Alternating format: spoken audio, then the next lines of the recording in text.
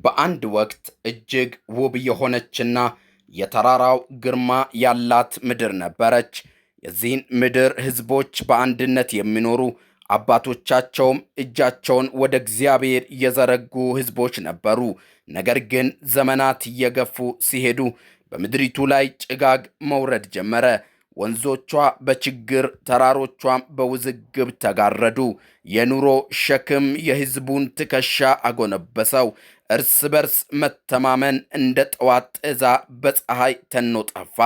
በዚህ የጭጋግ ዘመን ውስጥ የወንጌላውያን አማኞች በምድሪቱ ላይ ቆመው ወደ ሰማይ ይመለከቱ ነበር። በልባቸው ግን አምላካዊ ብርሃን ይታያቸው ነበር። ይህ ጭጋግ መጨረሻ አይደለም፣ ይልቁንም የመጣው ሕዝቡን ለማንጻት ነው ይሉ ነበር። ለነሱ የሀገራዊ ውጣውረድ እንደ ወርቅ ማቅለጫ እሳት ነበር።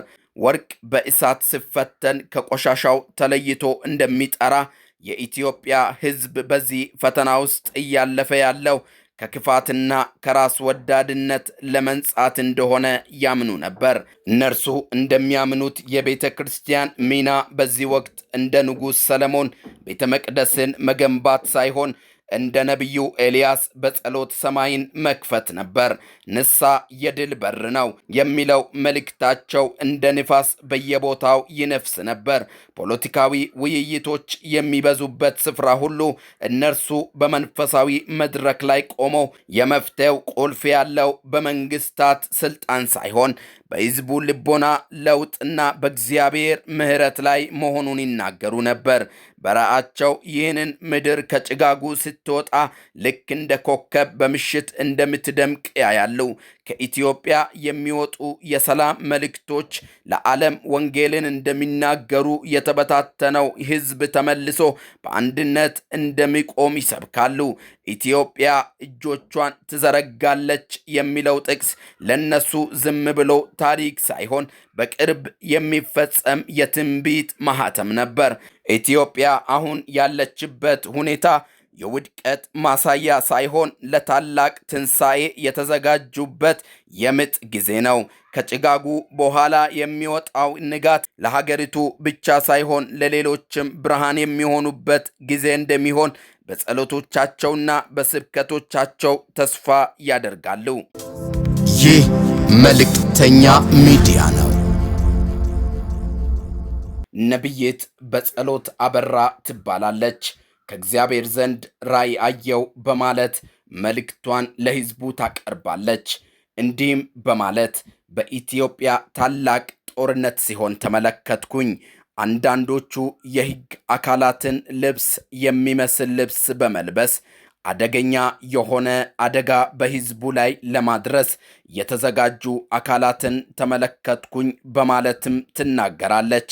እስቲ ከአንደበቷ ሰምተን እንመለስ። አሁንም ስለ ሀገራችን የምመለከተው ነገር ምንድነው?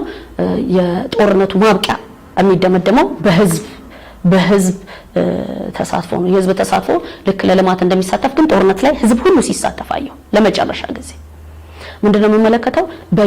የመከላከያ ሰራዊት አሁን የኢትዮጵያ መከላከያ ሰራዊት ኖርማሊ የሚለብሰው አይነት ልብስ ፈዘዝ ባለ መልኩ ተሰፍቶ ከሱ ጋር በሚመሳሰል ሁኔታ ጸረ ሰላም ኃይሎች በኢትዮጵያ ውስጥ በኢትዮጵያ ህዝቦች መካከል አብረው የሚኖሩ ነገር ግን ጸረ ሰላም የሆኑ ሰዎች በተወሰነ ሰዓትና በተወሰነ ቀን በሚስጥር በያዙት ቀናት ያንን ልብስ ለብሰው መሳሪያቸውን ይዘው ወጥተው በየሰፈሩ ህዝቡን ለመጨረስ ያቀዱት ንቅድ ያለው እና ያንን የመከላከያ ሰራዊቱ ልብስ ትክክለኛ የመከላከያ ሰራዊት አይደለም፣ ግን ደብዘዝ ያለ ነው ከለሩ። ያንን ለብሰው መሳሪያቸውን ይዘው በየሰፈሩ ወጥተው ነው ማየው። ለምሳሌ ያክል ሜክሲኮ አካባቢ ያለ አንድ ሰው ሌላ ሰፈር ነው የሚሄደው፣ ኮተቤ አካባቢ ይሄዳል። ኮተቤ ያለው ደግሞ ወደ ሜክሲኮ ይመጣል። የማይታወቁበት ሰፈር ላይ ያንን ለብሰው የሚቆሙት በየሰፈሩ። ነገር ግን ብዙ ህዝብ በእነሱ ላይ ሲነሳ ነው ማየው። አዘኒ ታይም ደግሞ በተመሳሳይ ሰዓት ይሄንን የሚያደርጉ የመጨረሻውን ጦርነት እናረጋለን ብለው ያሰቡ እግዚአብሔር በጥልቅ ያለውን ሚስጥር በይፋ ያወጣል።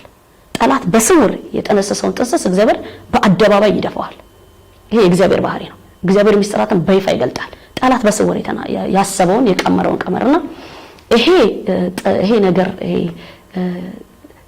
አሸባሪነት ጉዳይ ወይም ደግሞ ጸረ ሰላምን የማወክና ሰዎችን ለመጨፍጨፍ የተነሳው ዝግጅት በኢትዮጵያ ብቻ ሳይሆን አንድ ጀት ወደ ቡኒ ከለር የሚያደላ ጀት ወይም ደግሞ እንጨት ከለር ቀላ ያለ ከለር ያለው ጀት የኤት ሀገር ጀት እንደሆነ አልተገለጠልኝም።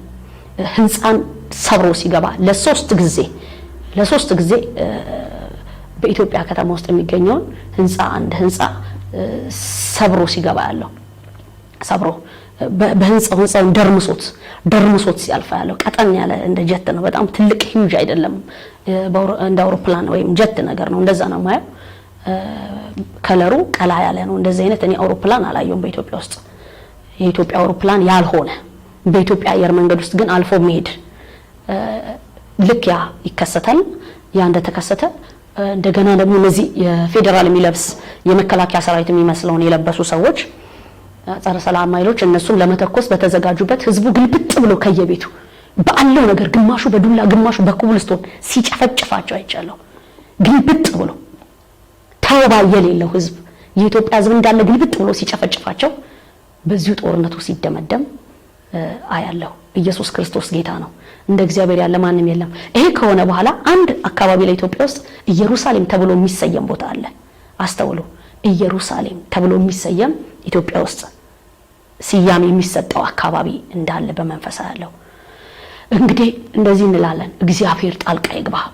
እግዚአብሔር ለኢትዮጵያ ህዝብ ጣልቃ ይግባ፣ ለምድራችን ጣልቃ ይግባ። አሁንም ይሄን ለማድረግ ያሰባችሁ ሰዎች እግዚአብሔር ሚስጥራችሁን እየገለጠ ነው። በስውር የተነሳችሁት ጥስ እግዚአብሔር እየተናገረ ነው። መመለስ ይሆንላችሁ። በኢየሱስም እንድትመለሱ ጸልይላችኋለሁ። እግዚአብሔር ይርዳችሁ። መመለስ ይሻላል። ነገር ግን ኢትዮጵያን የሚጠብቅ እግዚአብሔር፣ እስራኤልን የሚጠብቅ እግዚአብሔር አይተኛም አያንቀላፋም እንደሚል እግዚአብሔር ቃል ኢትዮጵያንም ይጠብቃታል። እግዚአብሔር ኢትዮጵያ እጆቿን ወደ እግዚአብሔር ታነሳለች እንደሚል ቃል እግዚአብሔር ምሕረት ያደርጋል፣ ለኢትዮጵያ ጣልቃ ይገባል። ኢየሱስ ክርስቶስ ጌታ ነው። ክብር ለእግዚአብሔር ይሁን። በኢየሱስ ስም አሜን። በኢትዮጵያ ወንጌላውያን አብያተ ክርስቲያናት ውስጥ ስለ ሀገሪቱ የወደፊት ሁኔታ ሰላምና ብልጽግና በተለያዩ ጊዜያት የተለያዩ የትንቢት መልእክቶች ሲነገሩ ቆይተዋል። እነዚህ ትንቢቶች አብዛኛውን ጊዜ የሚያተኩሩት በእግዚአብሔር ምሕረት፣ በንስሐ አስፈላጊነት፣ በሰላም መውረድና በሀገሪቱ ላይ ሊመጣ በሚችለው መንፈሳዊና አካላዊ ለውጥ ላይ ነው።